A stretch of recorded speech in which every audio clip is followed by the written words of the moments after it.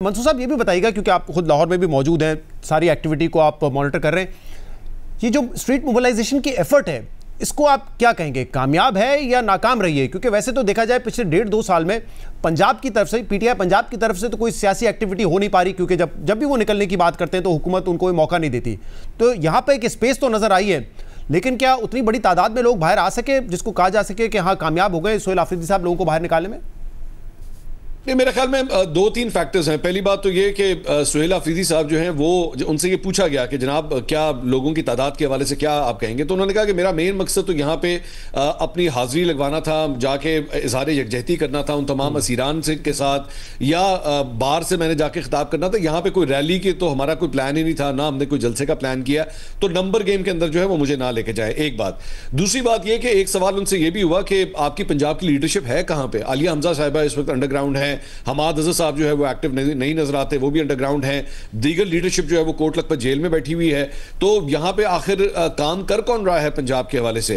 तो उन्होंने कहा नहीं, यहां पे लोग मौजूद हैं, नईम हैदर पंचोता हैं, सलमान अकरम राजा हैं। तो हमने कहा जी वो तो इस्लामाबाद में होते हैं, वो तो लाहौर में होते ही नहीं है कि पंजाब की बॉडी को जो है वो देख सकें। दूसरा एक बड़ा इंटरेस्टिंग सवाल जो वहां पर उनके सामने हुआ, जिसके बारे में मेरे ख्याल में वो खुद भी एक्सपेक्ट नहीं कर रहे थे, वो ये था कि जहां पर उन्होंने मुख्तलिफ जगहों के ऊपर विजिट किया, मुख्तलिफ लोगों के पास गए, वहीं पर चौधरी परवेज इलाही जो पाकिस्तान तहरीक इंसाफ के सदर रह चुके हैं, उनके साथ मुलाकात कोई प्लान नहीं थी। और परवेज इलाही साहब आप जानते हैं कि पंजाब की सियासत में एक बहुत बड़ा नाम रहा है, साबिक चीफ मिनिस्टर हैं, काफ लीग को मतलब हेड करते रहे हैं यहाँ पे, तो उनके साथ कोई मुलाकात प्लान नहीं थी। तो उन्होंने कहा हाँ ये हकीकत है कि वाकई हमारी कोई मुलाकात प्लान नहीं की गई, बल्कि प्लान होनी चाहिए थी। सो एक तो लग ये रहा था कि प्लानिंग का भी फुकदान है, मुझे नहीं पता परवेज इलाही साहब के घर को डिलिबरेटली जो है इग्नोर किया गया, लेकिन जो तंजीमी ढांचा है जो इस वक्त बिल्कुल डिस्टर्ब हुआ है पाकिस्तान तहरीक इंसाफ का पंजाब के अंदर, ये एक बड़ा फैक्टर नजर आया कि इस सिलसिले में कोई प्लानिंग नहीं थी। और अगर नंबर गेम की हम बात कर भी लें, जो वो नहीं करना चाह रहे थे, तो कोई बहुत बड़े नंबर्स जो हैं वो नहीं आए। हाँ ठीक है, जहां पे वो गए वहां पे थोड़ी बहुत हशपश जरूर हुई,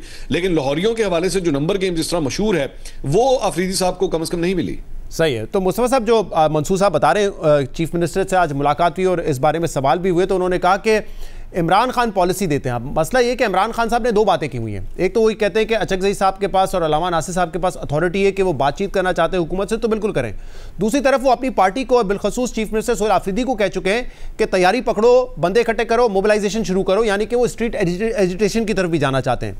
आपको क्या लगता है, ये पीटीआई की कोई जो पॉलिसी है उसमें कन्फ्यूजन है या ये स्ट्रैटेजी का हिस्सा है कि पीटीआई बतौर जमात एजिटेशन की तैयारी करेगी और पीटीआई जो कि तहरीक तहफ़्फ़ुज़ आइन पाकिस्तान का हिस्सा है उसमें वो बातचीत करेंगे? इसमें देखिए, चाहे मज़ामत हो, तहरीक हो या मुज़ाकरात की बात हो, इमरान खान साहब ने दोनों ही इख्तियारात महमूद खान अचकज़ई साहब और अलामा साहब को इस मामले में दे रखे हैं। डायरेक्शन उन्होंने तय करनी है। हमने इस्लामाबाद के अंदर 2 रोजा कौमी कॉन्फ्रेंस भी की, उसमें डिफरेंट सेगमेंट्स ऑफ सोसाइटी को भी इन्वाइट किया, उनसे भी इनपुट ली। और 8 फरवरी के हवाले से हम तो बड़े क्लियर हैं कि 8 फरवरी वो ऐसा दिन था कि जिसमें एक मुतनाज़ा तरीन इलेक्शन हुए पाकिस्तान की हालिया तारीख में, और उस पर यौम स्याह मनाना, उस पर एहतजाज करना, वो हमारा एक जमहूरी हक है। पाकिस्तान का बच्चा बच्चा जानता है कि उन इलेक्शन की क्या नौयत थी, लेकिन हमारे सामने जो बड़ा सवाल है वो ये है कि क्या ये दायरों का सफर कभी टूटेगा? क्या ये 8 फरवरी की तरह ही इलेक्शंस पाकिस्तान में और जिस तरह 2018 में आरटीएस का फेलियर हुआ इसी तरह ही होते रहेंगे कि हमने कभी इस सफर को, दायरों के सफर को तोड़ के आगे भी बढ़ना है? तो उस बड़ी कॉन्वर्सेशन की इस वक्त मुल्क को जरूरत है और उसके अंदर हम डायलॉग के जरिए अपना रोल प्ले करने के लिए तैयार हैं। अच्छा मुस्तफा साहब, ये जो एजेंडा आप लोगों ने अपने एलामिया में भी मेंशन किया वो तो एक बड़ा वसी है ना। उसमें आप लोग कहते हैं कि 1973 का जो आइन था उसकी बहाली की बात करेंगे, शफाफ इंतखाबात आइंदा कैसे होने हैं, independent election commission of Pakistan हो, यानी कि जो ट्रांसफ़र ऑफ पावर हो वो एक स्मूथ तरीके से हो, उसमें इंटरवेंशंस ना हो।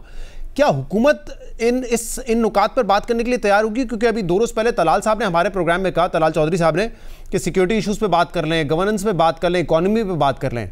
आई अंडरस्टैंड कि जब भी 2 फरीकों के दरमियान कुछ इख्तलाफात होते हैं तो आपके एजेंडास बड़े मुख्तलिफ होते हैं, फिर कोई कॉमन ग्राउंड आता है। लेकिन यहाँ पर आपको लग रहा है क्योंकि हुकूमत के इंटरेस्ट में नहीं इन तमाम इशूज़ पर बात करना, तो वो आपके साथ बात करने को तैयार भी होगी या नहीं होगी इन मामलों पर? हर पाकिस्तानी के इंटरेस्ट में है कि इन इशूज़ के ऊपर बात हो।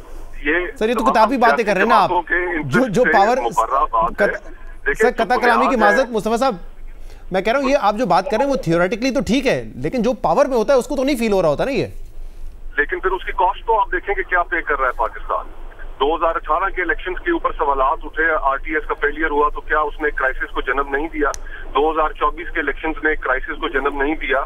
हमेशा जब भी इंतकाल इक़्तिदार, ट्रांसफर ऑफ पावर, जो बुनियादी हमारे मसाइल जिससे जुड़े हैं, वो जब तक शफाफ नहीं होगा तो हम तो इस तरह क्राइसिस में फंसे रहेंगे। तो बुनियादी बात ही इलेक्शंस है। हमारे यहाँ तो जो सबसे बड़ी कॉन्ट्रडिक्शन है जिसको हम आज तक हल नहीं कर पाए अपनी 78 साल तारीख में, वो यही तो है कि क्या अवाम की मंशा, क्या उनकी विल वो रेन सुप्रीम करेगी या बंद कमरों के अंदर किए हुए बैठे पाकिस्तान के लोगों के ऊपर थोप दिए जाएंगे। मिसाक जमहूरियत क्या था जो पीपल्स पार्टी और मुस्लिम लीग ने आपस में बैठ के किया? वो भी तो यही था कि इंतकाल इक़्तिदार का जो प्रोसेस है, ट्रांसफर ऑफ पावर के प्रोसेस को हमें ठीक करना पड़ेगा। तमाम बातें जो है वो इलेक्शंस के साथ जुड़ी हैं। अगर हम फ्री एंड फेयर इलेक्शंस नहीं करा सकते तो खुदा न खास्ता आने वाला जो इलेक्शन है या कभी भी जो ट्रांसफर ऑफ पावर है पाकिस्तान में जो होनी है वो खून खराबे से भरपूर हो जाएगी। तो हमें इस चीज को जो बेसिस है, सारे क्राइसिस जहां से जन्म लेते हैं, वो लोगों के मैंडेट को तस्लीम ना करना है। इसकी हम अपनी तारीख में एक बहुत बड़ी कॉस्ट पे कर चुके हैं। 1970 का इलेक्शन आपके सामने है, तो अब हमने बार बार ये गलतियां रिपीट करते जाना है। तो इसलिए हम कहते हैं कि इन बड़े, और फिर शहजाद भाई आप ये भी देखिए कि इस वक्त पाकिस्तान को जिन चैलेंजेस का सामना है, उन चैलेंजेस के अंदर आपके पास आपके majority of the country, Balochistan आप पूरा देख लें, खैबर पख्तूनख्वा की सदर्न डिस्ट्रिक्ट्स देख लें, नमाज असर के बाद तो लोग घरों से बाहर नहीं निकल सकते। तो अगर हमने इस सारी सिक्योरिटी की सूरत हाल को भी कंसेंसस के साथ अगर ठीक करना है तो उसमें हमें लोगों का कॉन्फिडेंस रिस्टोर करना होगा इस सिस्टम के ऊपर। जो आज सारा पॉलिटिकल प्रोसेस मीनिंगलेस हो चुका है, वो मीनिंगलेस इन्हीं चीजों की वजह से हुआ है कि हमने उसकी सैंक्टिटी को तबाह बर्बाद करके रख दिया। मंसूर साहब, जो बात मुस्तफ़ा साहब कर रहे हैं, आपको लग रहा है कि हुकूमत को भी इन बातों का इदराक है, एहसास है? क्या हुकूमत और जो ताकतवर हल्के हैं वहाँ पे आपको अर्ज या ज़रूरत नज़र आती है कि ठीक है ताकत तो हमारे पास है लेकिन फिर भी हमें जो है कहीं ना कहीं सियासत को नॉर्मलाइज करना है, हालात को, टेम्परेचर को नीचे लाना है? या आपके ख्याल में हुकूमत ये फील कर रही है कि नहीं, ज़रूरत ही नहीं है, हम निकाल लेंगे 5 साल इसी तरीके से? मेरे ख्याल में शहजाद साहब, इसमें ज्यादा कोशिश जो मुझे कम से कम जो बातचीत हुई है हुकूमती हलकों से या एस्टैब्लिशमेंट के हलकों से, मुझे उसमें इस ज़रूरत के ऊपर ज़्यादा जोर लग रहा है कि जैसे इमरान खान साहब की एक मुतबादिल लीडरशिप जो है वो कम से कम उसे ढूंढा जाए और उसको जो है वो बागदौड़ संभालने दी जाए पाकिस्तान तहरीक इंसाफ की, और कुछ इन शर्त शराइत के ऊपर जो है वो काम किया जाए। मुझे जिस किस्म का रवैया यहाँ पे लाहौर में पंजाब हुकूमत की जानिब से अफरीदी साहब के लिए दिखाया गया, उससे तो कतई तौर पर कोई आपस में गुडविल जेस्चर्स जो है वो नज़र नहीं आते। मतलब उनको जहाँ पे उनका एक्सेस जो है वो रोका गया, उससे क्लियर कट नजर आ रहा था कि कम से कम पंजाब हुकूमत उनको कोई इजी टाइम जो है वो नहीं देना चाहती। और इसी तरह जिस किस्म की शर्त शराइत हो रही है, अंसार अब्बासी साहब ने जंग के अंदर ये खबर दी कि जनाब 8 फरवरी के इलेक्शंस के ऊपर जो है वो कोई बात नहीं होगी। अब ये एक ऐसी चीज है जो पीटीआई तो खुद डिमांड करती है, 2 चीजें बेसिक डिमांड करती है। वो कहते हैं जी हमारा मैंडेट वापस करें और इमरान खान साहब को रिहा करें। तो 8 फरवरी के हवाले से तो पहले ही अभी मुज़ाकरात शुरू नहीं हुए और हुकूमती साइड से जो है वो ये कह दिया गया कि जी इस पर तो बात ही नहीं हो सकती। जब इस पर बात नहीं हो सकती, पीछे रह गया इमरान खान साहब की रिहाई, तो मेरे ख्याल में हुकूमत का तो वैसे ही वो स्टिकिंग पॉइंट है, वो इमरान खान साहब की रिहाई जो है वो क्यों अफोर्ड करेंगे या क्यों देंगे वो। सो इसलिए ये मूव इस तरह ये लग रही है जैसे फवाद चौधरी साहब या दीगर ऐसे अफराद जो बेसिकली कोशिश कर रहे हैं मुज़ाकरात की, उनके जरिए कोई लीडरशिप क्रिएट की जाए जो पाकिस्तान तहरीक इंसाफ की बागदौड़ को संभाले और स्ट्रीट एजुटेशन से जो है कम से कम दूर हो सके। जी मुस्तफ़ा साहब, जो मंसूर साहब कह रहे हैं कि उनको लगता है कि एक मुतबादिल लीडरशिप तलाश करने की कोशिश की जा रही है विदिन पाकिस्तान तहरीक इंसाफ, इस तरह की अगर कोई कोशिश होती है तो वो आपको कामयाब होती नजर आ रही है, या जैसे कहा जाता है कि इमरान खान है तो पीटीआई है वरना कुछ नहीं है? मुतबादिल लीडरशिप तहरीक इंसाफ के अंदर जो भी आएगी उसका अंजाम इससे पहले जो तहरीक इंसाफ के अंदर से मुतबादिल कैप्टन लाने की कोशिश की गई उसी तरह होगा। आप जरा माजी में पीछे चले जाएं, 1970 में जब मार्शल लॉ लगा उस वक्त से लेकर 1988 तक उस 10 साल के पीरियड में पीपल्स पार्टी के और शहीद बीबी के खिलाफ जितनी मुतबादिल कैप्टन लाने की कोशिश की गई उनका कुछ भी नहीं बना। नेशनल पीपल्स पार्टी भी उस वक्त बनाई गई थी। इसी तरह जो जमातें हैं इस वक्त इमरान खान साहब मकबूल तरीन पाकिस्तान के इस वक्त रहनुमा है, उनकी और बड़ी सख्ती वो बर्दाश्त कर रहे हैं, उनकी जमात सख्तियां बर्दाश्त कर रही है, उनका खानदान सख्तियां बर्दाश्त कर रहा है। तो इस पॉलिटिकल एनवायरनमेंट में जहां पर लोगों की सिंपथीज उनके साथ जुड़ी हो, कोई भी पॉलिटिकल एक्सपेरिमेंट कामयाब नहीं हो सकता। राइट।